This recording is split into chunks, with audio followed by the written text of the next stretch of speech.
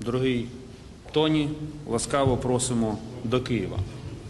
Я думаю, тут не потрібні будь-які формальні привітання, тому що за цей час спільної роботи, особливо з моменту початку повномасштабного вторгнення, відносини між Україною і Сполученими Штатами вийшли на той рівень, коли не потрібні формальності, потрібна щира, дружня і максимально відверта розмова. Саме така, яку ми мали сьогодні. Але насамперед хочу подякувати державному секретареві за те, що ми розпочали день з відвідання Берковецького цвинтаря. Трошки ширше можу прокоментувати. По суті, сьогодні ми започаткували нову традицію, і я дякую, що державний секретар підтримав це і став першим главою зовнішньополітичного відомства іноземного, який розпочав свій візит з вшанування могил українських солдатів, які загинули, відбиваючи повномасштабне вторгнення. Сьогодні я сказав Тоні, що таких цвинтарів по всій Україні, на жаль, сотні. Їх всі впізнають, тому що над цими могилами майорять прапори України, прапори бригад, в яких воювали солдати. І я хочу щиро подякувати Тоні за те, що він сьогодні був зі мною там, розділив цей емоційний момент і віддав шану загиблим, але також продемонстрував найвищий рівень поваги до тих солдатів українських, які продовжують боротьбу, які ведуть контрнаступ, які беруть участь в оборонних боях і захищають Україну. Для мене сьогодні було дуже важливо почути слова державного секретаря про високу оцінку дій наших солдатів, наших офіцерів, наших сил оборони України. Це дійсно та об'єктивна оцінка, яка враховує складну реальність на фронті і ті подвиги, які вчиняють українські військові. Але насамперед тепер давайте пройдемось по субстантивній частині наших переговорів. Сьогодні ми вкотре переконалися, що Сполучені Штати залишаються провідним союзником України у протидії російській агресії. Ми надзвичайно цінуємо політичну, фінансову, гуманітарну, енергетичну допомогу, яка надходить від Сполучених Штатів. І ми дякуємо адміністрації президента Байдена, зовнішньополітичній команді президента, особисто державному секретареві, Конгресу і кожному американцю, який підтримує Україну в цій боротьбі.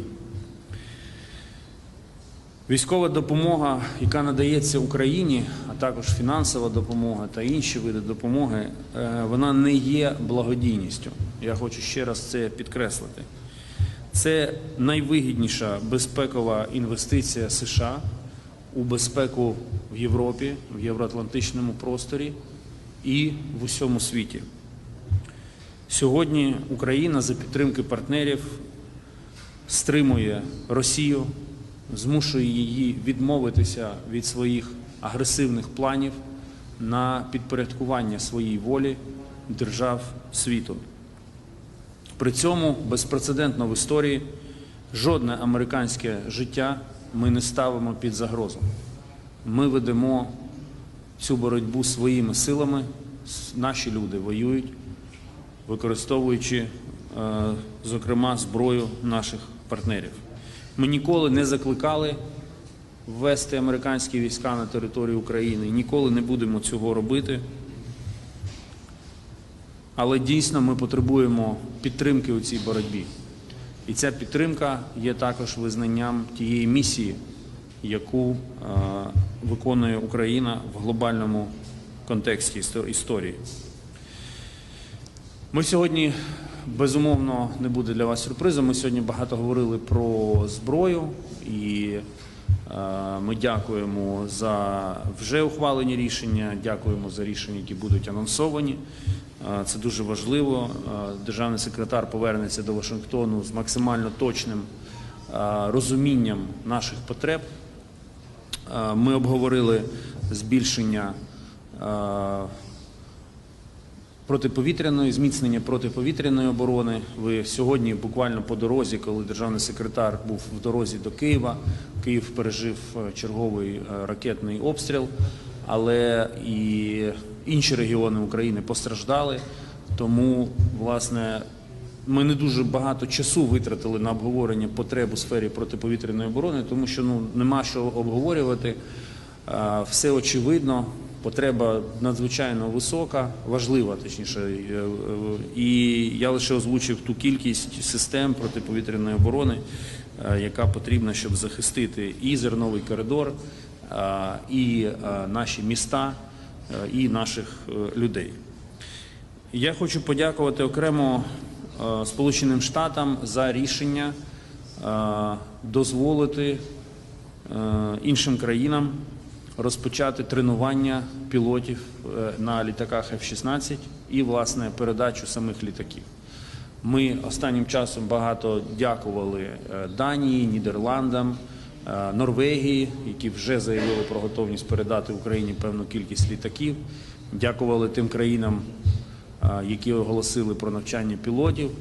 Але в кожній цій подяці велика подяка була адресована саме Сполученим Штатам, без рішення яких ці країни не могли б ухвалити свої рішення, тому що F-16 є американським літаком. Детально проговорили сьогодні питання надання Україні далекобійних ракет «Атакамс». Мали дуже предметну розмову, і я радий, що ця опція залишається відкритою. Ми розраховуємо, що дискусії всередині адміністрації призведуть до позитивного рішення. Сьогодні ми зупинилися на цьому окремо. Ви знаєте, що мало залучати зброю партнерів. Ми розуміємо, що зараз і Україна, і весь світ потребують нарощування виробництва зброї різного типу. І дійсно в історії є часи, коли світ роззброюється, але зараз настали часи, коли світ вимушений озброюватися. Тому я поінформував державного секретаря про наш план провести в Києві перший форум оборонних індустрій, на якому українські та іноземні компанії об'єднають зусилля зі спільного виробництва і обслуговування зброї. Я також наголосив, що по суті йдеться про інтеграцію української оборонної індустрії в оборонну індустрію НАТО. Я дякую державному секретареві за підтвердження, що США та американські компанії візьмуть участь у цьому важливому заході. Декілька слів, я вже згадував зерновий експорт, тут наші позиції абсолютно збігаються. Ми вважаємо, що найбільш перспективним є Дунайський коридор, будемо працювати над його розвитком. Окремо було велике питання у нас сьогодні, звісно, про формулу миру. Ми скоординували подальші кроки щодо зміцнення, розширення кола учасників цієї ініціативи президента Зеленського.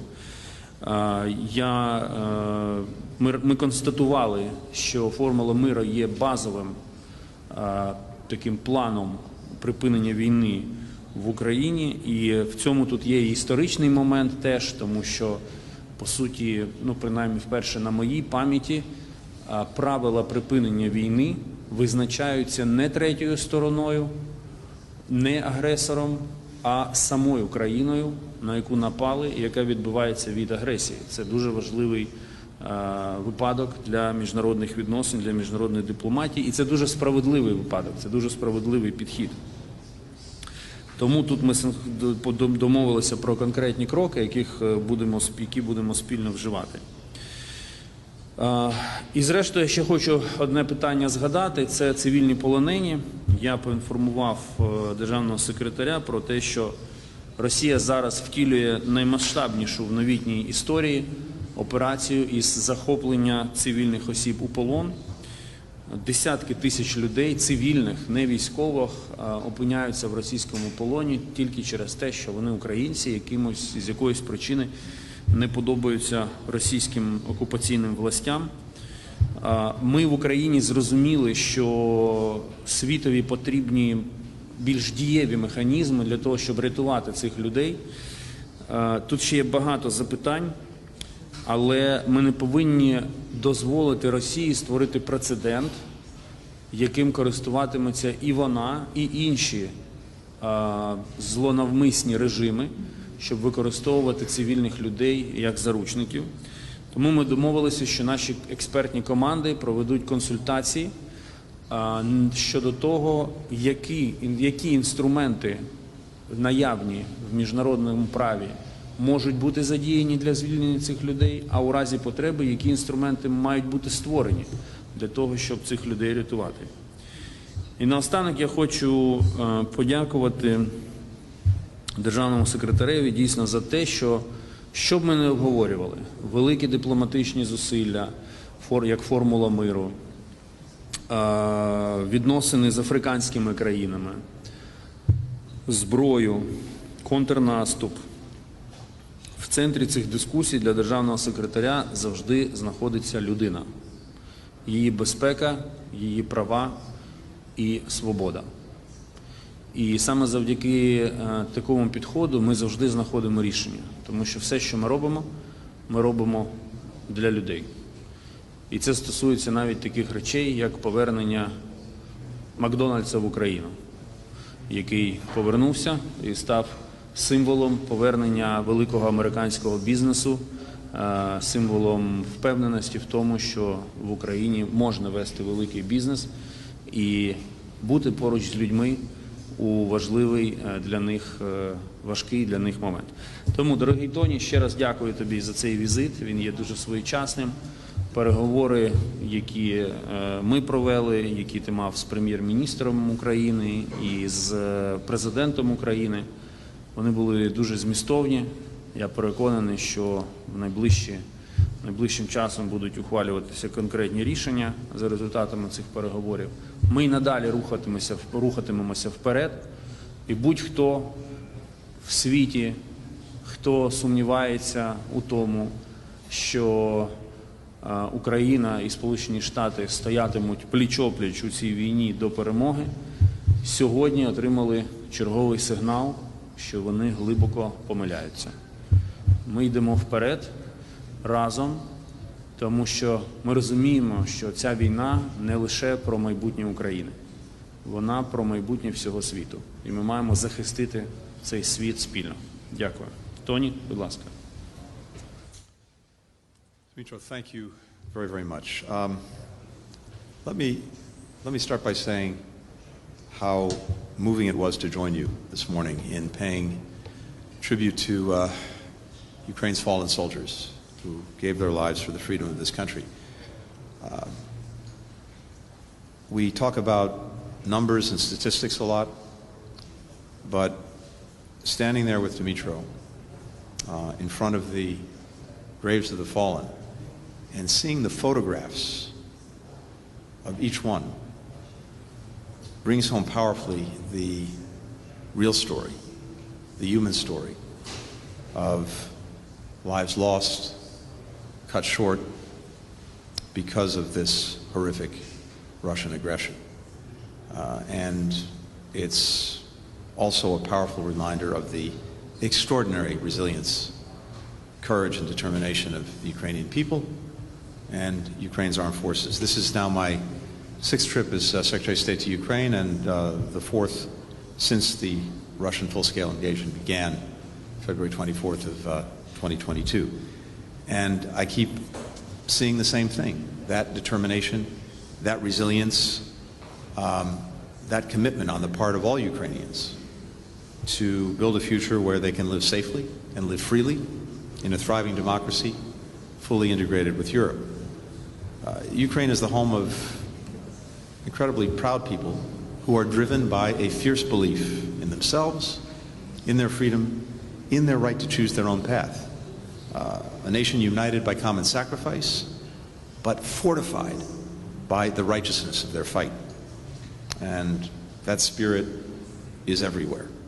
I saw it again today in the men and women who are reopening or visiting businesses in Kyiv, in the children returning to class for the new school year, in the families and communities defiantly continuing to live their lives, even as Putin seeks to end them. The United States is committed to empowering Ukraine to write its own future. In the crucible of President Putin's brutal and ongoing war, the United States and Ukraine have forged a partnership that is stronger than ever and growing every day. We will continue to stand by Ukraine's side, and today we're announcing new assistance totaling more than $1 billion in this common effort. That includes $665.5 million in new military and civilian security assistance. In total, we committed over $43 billion in security assistance since the beginning of the Russian aggression. Now, since I was last here almost exactly 1 year ago, Ukrainian forces have taken back more than 50% of the territory seized by Russian forces since February of 2022. In the ongoing counteroffensive, progress has accelerated in the past few weeks. This new assistance will help sustain it and build further momentum. The assistance includes an additional $175 million in drawdown authority that will provide significant support for Ukraine's air defenses, a critical need, as you've heard Dmytro say, among other areas. Another $100 million in foreign military financing to support Ukraine's longer-term military needs. $300 million to support law enforcement efforts to restore and maintain law and order in liberated areas. We're sending our first delivery of mine-resistant ambush-protected vehicles to Ukraine's border guards and police, some of whom I'll have an opportunity to visit with tomorrow. And we're providing critical assistance for demining to help clear Russian landmines, unexploded ordnance, and other daily remnants of war killing and maiming civilians. Ukraine is now the world's most heavily mined country. 30% of its territory is potentially covered with mines. Russia's weapons of war have killed hundreds of civilians and threatened to put millions at risk for years, even decades to come. The new security funding that we're announcing today will also be bolstered by the arrival of U.S. Abrams tanks this fall and by training for Ukrainian pilots on F-16s in the United States, complementing training that is already underway in Europe. Even as we maximize our support for Ukraine to counter the current Russian aggression, we're committed to helping Ukraine build a force for the future that can deter and defend against future aggression. Today, with President Zelensky, I discussed longer-term sustainable security arrangements, which will provide ongoing security assistance and modern military equipment across land, air, sea, and cyberspace, as well as training and intelligence sharing. The State Department is leading these discussions, which will continue in the months ahead. 28 other countries are making similar commitments through the G7 Declaration of Support for Ukraine, in no small part because they recognize, as the Foreign Minister said, that Ukraine's security is integral to the security of the entire Euro-Atlantic community, and indeed, it's integral to security around the world because of the principles that are being challenged here, as well as Ukrainian lives and livelihoods. Together, these 29 countries that are committed to supporting Ukraine over the long term will coordinate and share the burden of that long-term support. In the more immediate term, we are working with Congress across parties to provide additional short-term funds in the supplemental funding bill this month. At the same time, we will continue to support Ukraine as it works to build international consensus for a just and durable peace that upholds the UN Charter and its fundamental principles of sovereignty, territorial integrity, independence. Beyond Ukraine's security needs, for the first time, we are transferring to Ukraine assets seized from sanctioned Russian oligarchs, which will now be used to support Ukrainian military veterans. Those who have enabled Putin's war of aggression should pay for it. We're continuing life-saving humanitarian assistance. emergency shelter for those whose homes Russia has destroyed, medical support and health care for survivors of relentless Russian missile attacks and shelling, including, as we saw again last night and today, food, clean drinking water, generators for communities. Today we're committing an additional $206 million toward that effort, much of which is dedicated to helping the more than 6 million Ukrainians who are displaced by Russia's war. As Russia continues to weaponize food, we're helping people within Ukraine and around the world who are suffering from extreme hunger as well as malnutrition.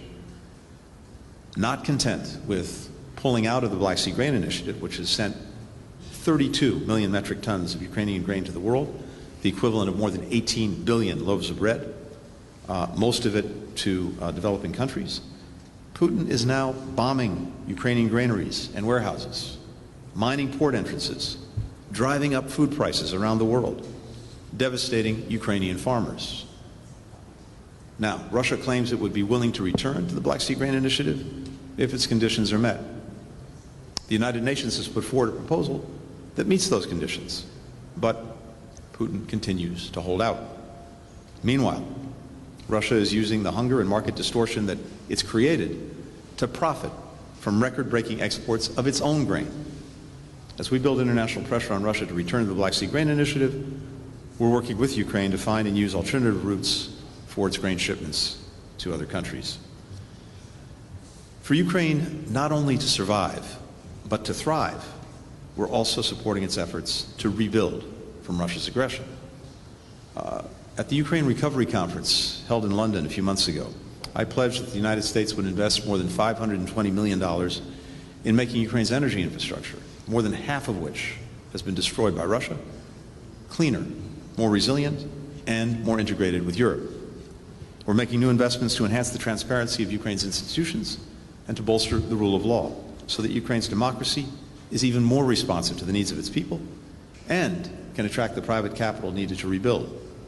We're engaged in assisting the government of Ukraine on anti-corruption efforts and on efforts to ensure accountability and full transparency of all the assistance we're providing, as well as the security of U.S.-provided defense articles and technologies.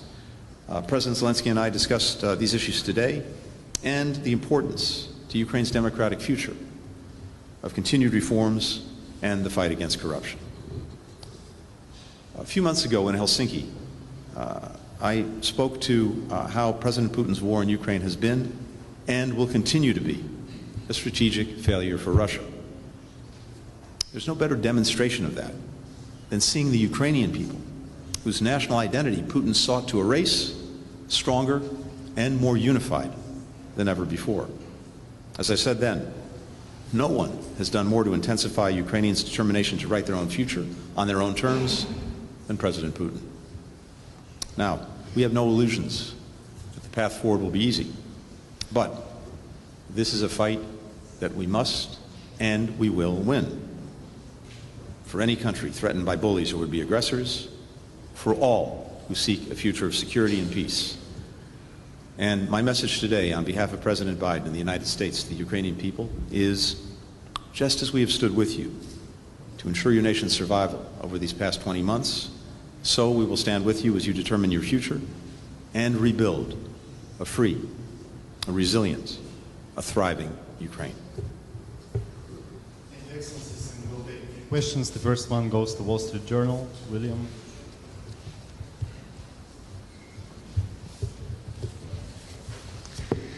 Thank you so much, both of you.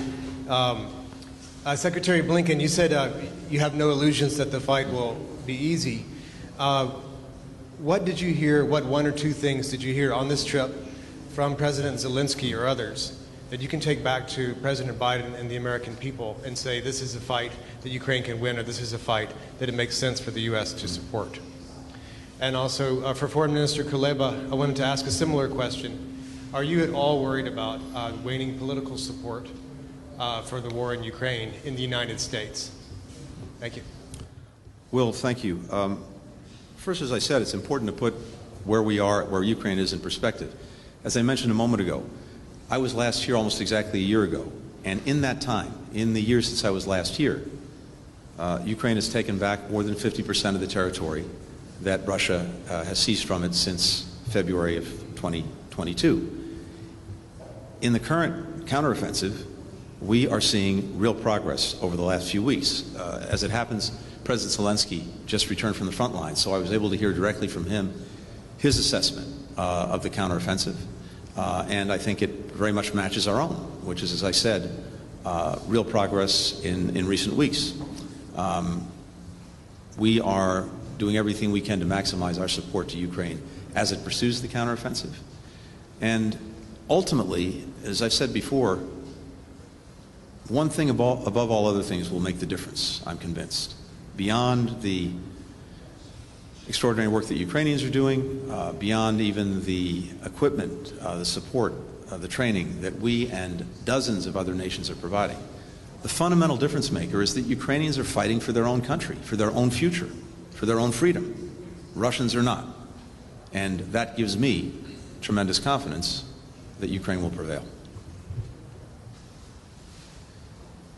As I mentioned, I believe that Secretary and this administration and both parties in the Congress understand that what is being decided here in Ukraine is not just about Ukraine, it's about the way the world will look like. Because if Russia manages to succeed even partially, it will be a clear motivational signal, a clear encouragement to all other malign forces across the globe to solve problems through the use of force. The second argument is also, I think very simple. I don't want to sound rude, but the question is, if the West cannot win in this war, then what is the war that the West can win? And when I say the West, I include Ukraine to this list as well. But I think the most important part of your answer comes from the Secretary himself, from his concluding lines, that Ukraine, as you said, should win and must win and will win. And this is exactly the philosophy that is being then implemented into specific decisions that gives me reasons to believe that we are continuing our walk towards victory, and it's deeply appreciated. Будь ласка. Вітаю, маю таке запитання до пані Ентоні. Буквально декілька тижнів тому вам вдалося поговорити з американцем Полом Вілоном, якого Росія вже близько 4 років утримує у в'язниці. Зокрема, Росія також утримує і наших українців. І маю до вас питання, чи долучиться США, можливо, до переговорного процесу або якось інакше зможе допомогти Україні повернути наших громадян? Дякую.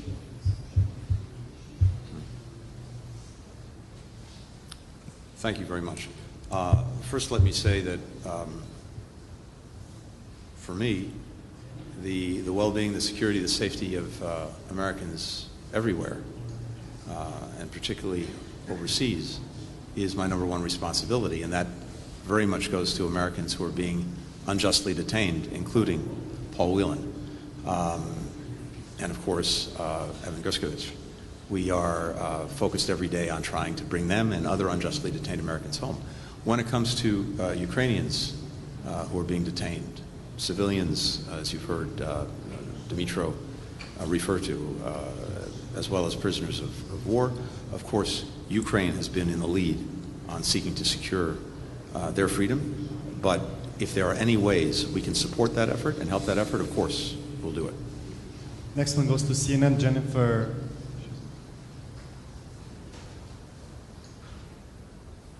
Thank you so much for doing this, both of you. Mr. Secretary, yesterday Russia and Saudi Arabia announced they would continue their voluntary oil production cuts, and that's already seen a surge in oil prices. Are you concerned that this is going to have an impact on Americans at the pump, and are there going to be consequences for Riyadh, as was warned last year when we saw similar moves? And then to both of you, today Putin spoke with MBS and praised their economic cooperation. Does this give you concerns that Saudi Arabia could be an honest broker in any peace negotiations, given the close ties between the two? Thank you.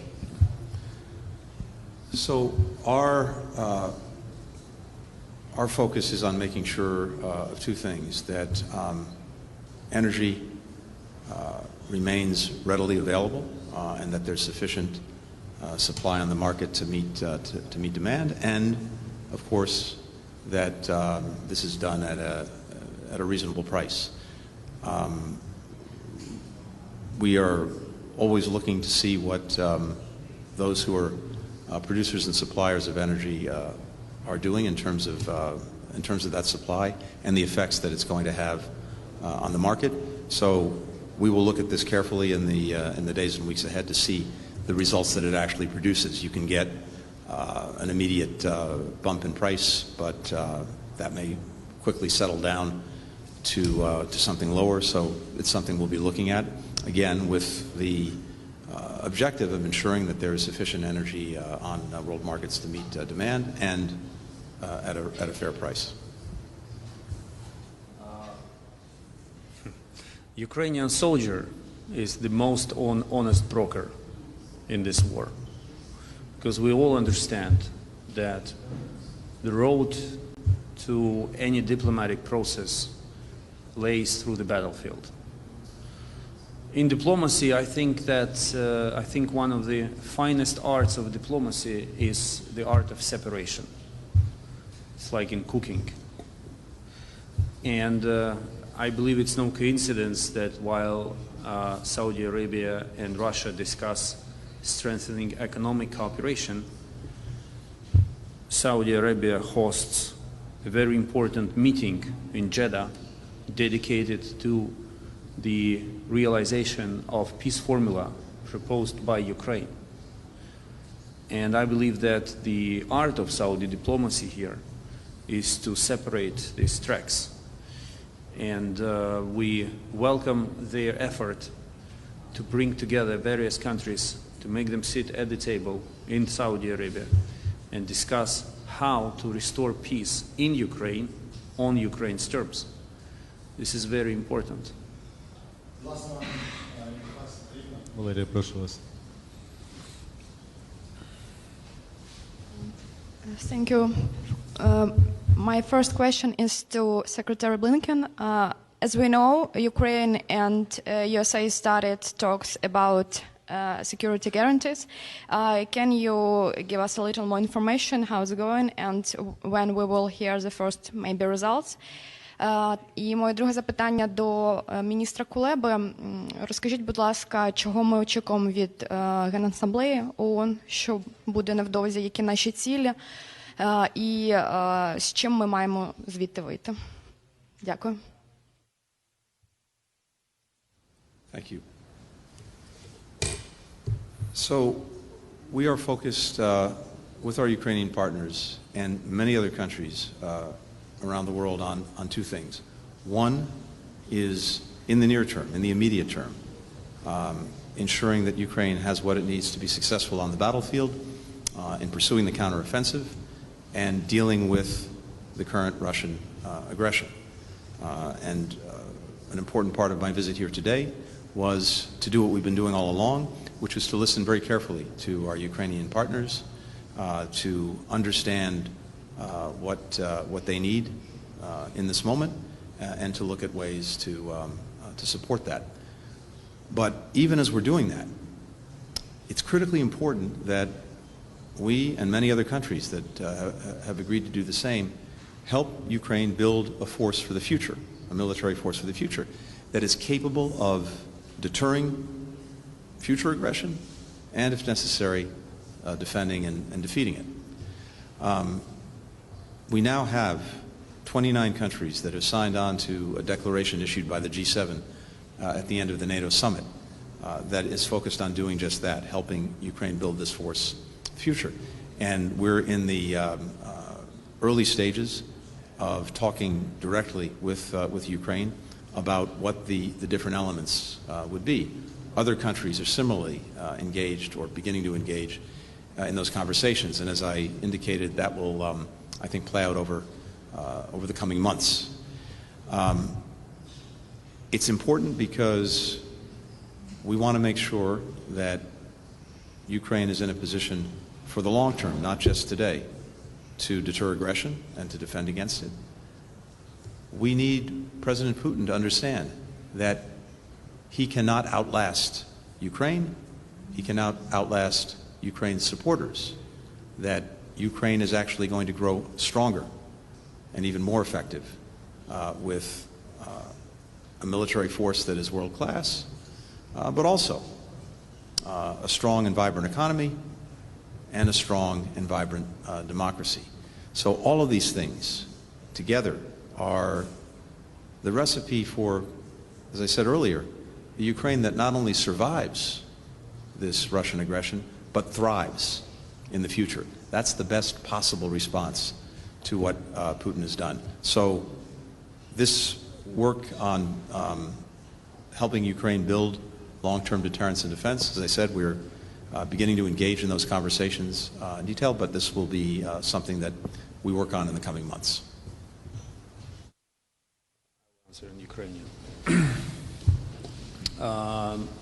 Генасамблея буде традиційно насиченою і напруженою.